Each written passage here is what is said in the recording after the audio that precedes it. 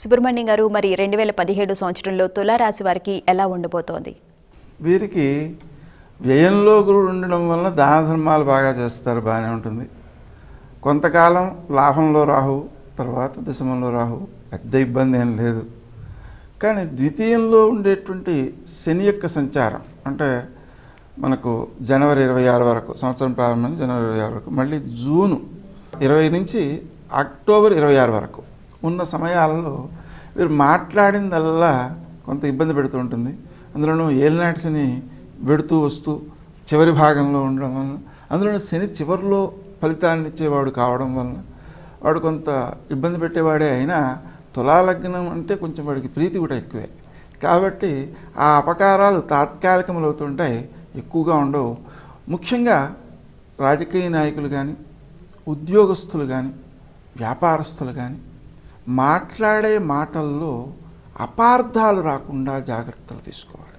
శంకరమంచి గారు, మరి ఈ సంవత్సరం తులారాశి వారి విద్యార్థులు ప్రముఖంగా ఎలా ఉండబోతోంది? వాళ్ళకి విదేశీయానం వచ్చే అవకాశాలు కనిపిస్తున్నాయా? గ్రహబలాన్ని పరిశీలిస్తే సమర్థవంతంగా పనిచేస్తే విజయం లభిస్తుంది. గృహంలో శుభకార్యాలు జరుగుతాయి, మంగళప్రదమైన ఫలితాలున్నాయి, సమాజంలో ఆదరణ పెరుగుతుంది, నూతనాధికారాలు వస్తాయి, శ్రమకు తగ్గ ప్రతిఫలం లభిస్తుంది. నిర్లక్ష్య ధోరణి రాకుండా జాగ్రత్త పడాలి. ఉత్సాహవంతంగా ముందుకు సాగండి. ఆత్మవిశ్వాసం మిమ్మల్ని పరిపూర్ణులుగా మారుస్తుంది. సంతోషంగా ఉండే విధంగా దేవగురువైనటువంటి బృహస్పతి బలం ఉత్తరార్ధంలో చేకూరుతోంది.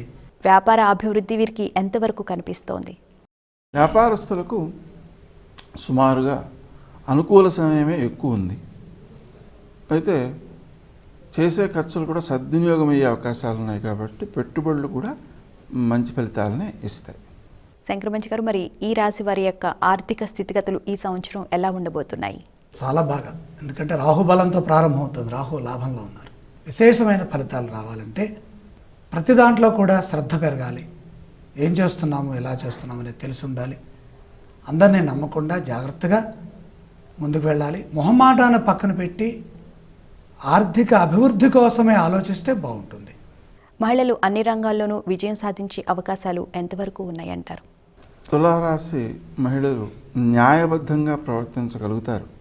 అయితే మాట్లాడే తీరులోనే అపార్థాలు, విరోధాలు రాకుండా, కుటుంబ సభ్యులతో వైరుధ్యాలు ఏర్పడకుండా కొద్ది సంయమనంతో వ్యవహరించాలి. ఈ రాశి ఉద్యోగస్తులకు ఈ సంవత్సరం ఎలా ఉంది? చాలా బాగుంది. కర్మగతుడైనటువంటి రాహువు, అలాగే తృతీయంలో ఉన్నటువంటి శని చాలా వరకు సహకరిస్తారు. ఉద్యోగంలో మంచి పేరు వస్తుంది, అభివృద్ధి కూడా కనపడుతుంది. ఈ రాశి వారు పఠించాల్సిన స్తోత్రం ఏంటో తెలియచేస్తారా? వెంకటేశ్వర స్తోత్రం చాలా మంచి ఫలితాలను ఇస్తుంది. అలాగే హనుమాన్ చాలీసా కూడా చాలా ఉత్తమ ఫలితాలను ఇస్తుంది. ఆలయ సందర్శనలో భాగంగా ఏ దేవీ దేవతామూర్తుల్ని సందర్శిస్తే మంచిదంటారు? ఇప్పుడు గురుగారు చెప్పినట్టుగా వెంకటేశ్వర స్వామి వారిని, ఆంజనేయ స్వామి వారిని దర్శించండి. ఎందుకంటే ఆ స్తోత్రాలు చదువుతున్నారు కాబట్టి ఆ స్వామి సందర్శనం కనుక జరిగితే మరింత అభివృద్ధి, అలాగే ఆరోగ్యము, ఆయుర్దాయము, ఐశ్వర్యము ఈ మూడు సిద్ధిస్తాయి. చేయవలసిన దానాల గురించి తెలియచేస్తారా?